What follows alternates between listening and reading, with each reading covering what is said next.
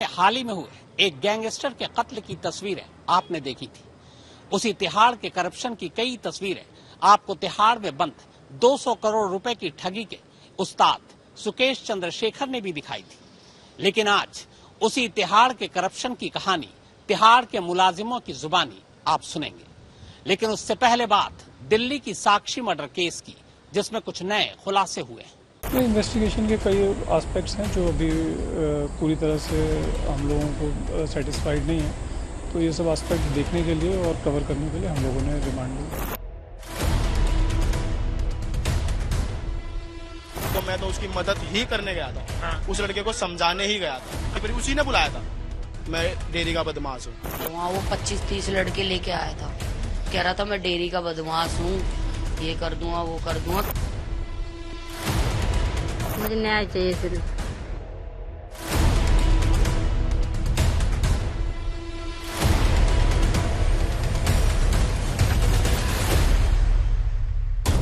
साहिल और साक्षी के बीच साक्षी के कत्ल से चंद रोज पहले तक सब कुछ ठीक था। दोनों के बीच लंबी बातचीत हो रही थी। दोनों सोशल मीडिया पर और खासकर इंस्टाग्राम पर एक दूसरे से कनेक्टेड थे।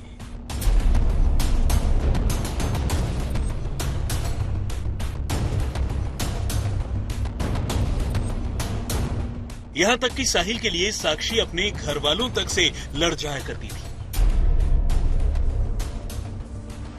ऐसे में आखिर रातों रात साहिल और साक्षी के बीच ऐसा क्या हो गया कि साहिल ने इतने वहशियाना तरीके से चाकुओं से गोदकर और पत्थरों से कुचलकर साक्षी की जान ले ली।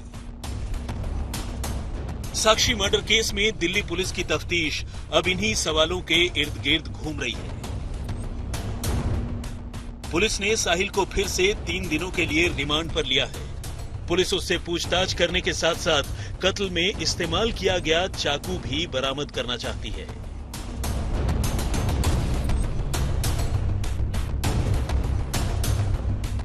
मगर इस बीच सामने आए साहिल, साक्षी, नीतू और प्रवीण के इंस्टाग्राम चैट ने इस मामले को एक और ही नया मोड़ दे दिया है। लेकिन इससे पहले कि दिल्ली के इन दोस्तों के आपसी रिश्तों में आई खटास और खटास से आई मौत की पड़ताल करें, आइए एक एक कर आज तक के पास मौजूद इन दोस्तों के इंस्टाग्राम चैट पर जल्दी से एक नजर डाल लेते हैं।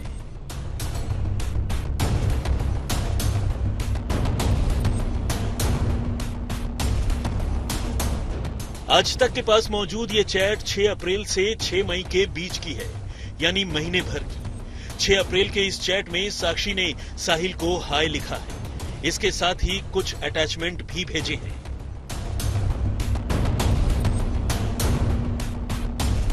अब ये चैट देखिए। ये साक्षी और उसके पहले बॉयफ्रेंड प्रवीण के बीच की है।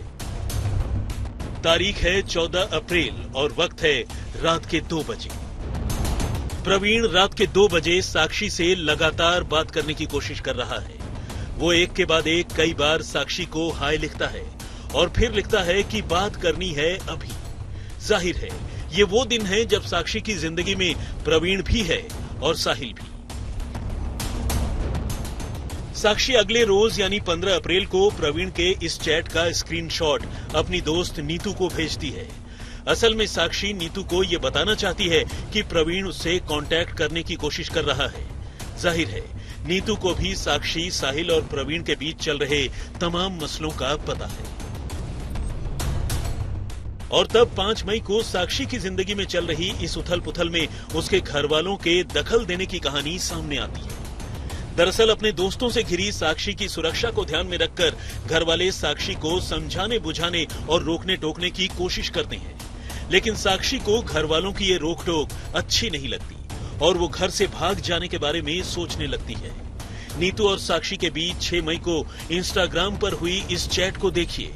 यहाँ नीतू साक्षी से कांटेक्ट करने की कोशिश करती है, लेकिन जवाब में साक्षी जो लिखती है वो चौंकाने वाला है। नीतू साक्षी से पूछती है, साक्षी यार कहाँ है तू, बात नहीं करेगी मुझसे? इस पर साक्षी बताती है कि उसे मम्मी पापा ने घर में बंद कर रखा है, उसका फोन भी ले लिया गया है। वो नीतू से सलाह मांगती है कि क्या वो घर से भाग जाए। जिस दिन साक्षी की हत्या हुई थी उससे पहले उसने इस मामले के कई किरदारों से बातचीत की थी, जिनमें उसकी सबसे ज्यादा बात नीतू से हुई थी। नीतू उसकी खास दोस्त थी और इस घटना से 10 दिन पहले साक्षी उसके घर में आकर रुकी थी।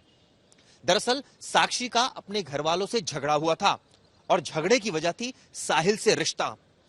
दरअसल उसके घर वाले इस बात का विरोध कर रहे थे कि उसकी साहिल से दोस्ती है, लेकिन नीतू उनकी बात मानने से इनकार कर रही थी। इस बात को लेकर घर में झगड़ा हुआ था और वो उसके बाद नीतू के घर चली गई थी। दरअसल इससे संबंधित कई चैट्स वायरल हो रही है और पुलिस इन तमाम चैट्स की जांच कर रही है। ऐसे में आने वाले वक्त में ये चैट एक महत्वपूर्ण सबूत बनने जा रही है। जाहिर है ये चैट दोस्तों के बीच चल रही नॉर्मल बातचीत का हिस्सा है, लेकिन इसी चैट में साक्षी का एक ही साथ प्रवीण और साहिल से कनेक्टेड रहने और उसकी जिंदगी में चल रही इन बातों को लेकर अपने घर वालों से चल रही अनबन की झलक भी दिखाई पड़ती है। लेकिन सवाल वही है कि आखिर साहिल और साक्षी में आखिरी पल में ऐसा क्या हुआ कि साहिल साक्षी की जान ले लेता है। पुलिस को अभी इस सवाल का जवाब ढूंढना है।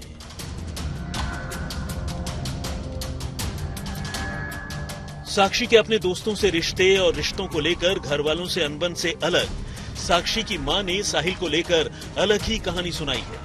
आइए सबसे पहले आपको साक्षी की मां का वो बयान सुनाते हैं जो उन्होंने साहिल को लेकर पूछे गए सवालों के जवाब में दिया है।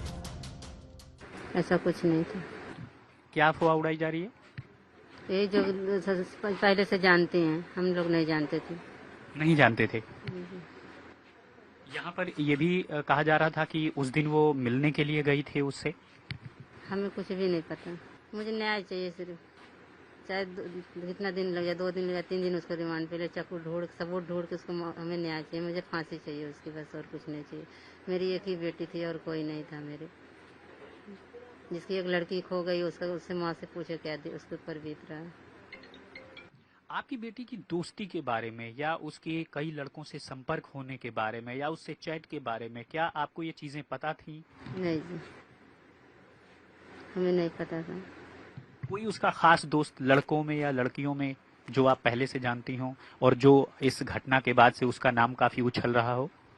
नहीं जानते। आपने सुना, साक्षी की मां लगातार साहिल को जानने और उसके बारे में कोई भी खबर होने की बात से इनकार कर रही है। यहाँ तक कि वो साक्षी के दूसरे दोस्तों के बारे में भी ज्यादा कुछ पता नहीं होने की बात कह रही है। लेकिन दूसरी ओर साक्षी उसके रिश्तों को लेकर घर वालों की ओर से उस पर पाबंदी लगाए जाने की शिकायत कर रही थी, जो उसने नीतू के साथ हुई अपनी चैट में भी लिखा था। और अब साहिल को लेकर साक्षी के पिता का क्या कहना है वो भी सुन लीजिए। क्या पता क्या हुआ था, लेकिन ये बारे में मुझे नहीं पता था। झगड़ा हुआ था या दोस्ती थी या क्या था, ये मुझे नहीं पता था। ना मैंने कभी सुना था, ना उसकी किसी सहेलियों से, ना कभी आते जाते उसको कोई लड़के की छेड़छाड़ मैंने देखा। कभी साथ में बाजार ले जाते, चल बेटा क्या खाना पीना है, तो ऐसी कोई हमने नहीं देखा कि कोई हरकत कोई लड़का करता हो या उसने कभी ऐसा मुझे दिखी हो। तो ऐसा तो मुझे नहीं था मैम। लेकिन कल जो है जब मुझे पता लगा, मैं वहाँ गया तो पूछताछ होने लगी तो भाई उनकी एक सहेली थी, वो कहने लगी कि उसकी वो दोस्ती थी क्या थी ऐसा, लेकिन मुझे नहीं पता था। यहाँ साक्षी के पिता ने भी साहिल को जानने की बात से इनकार किया है। लेकिन दिल्ली पुलिस में दर्ज अपनी बेटी के कत्ल के एफआईआर में साक्षी के पिता जनकराज ने जो बातें कही है वो उनके कैमरे में कही गई बातों से बिल्कुल उलट है। जनकराज ने पुलिस को बताया है कि उनकी बेटी साक्षी साहिल को करीब 1 साल से जानती थी और वो अक्सर अपनी बेटी को दोस्तों से ज्यादा घुलने मिलने से रोका करते थे, जिस पर साक्षी नाराज होकर अपनी दोस्त नीतू के घर चली जाया करती थी और वहीं रहती थी। आज तक के पास मौजूद साक्षी के कत्ल के सिलसिले में दर्ज इस एफआईआर की ये पंक्तियां साहिल से साक्षी की दोस्ती और घरवालों को उसकी खबर होने की पुष्टि करती है।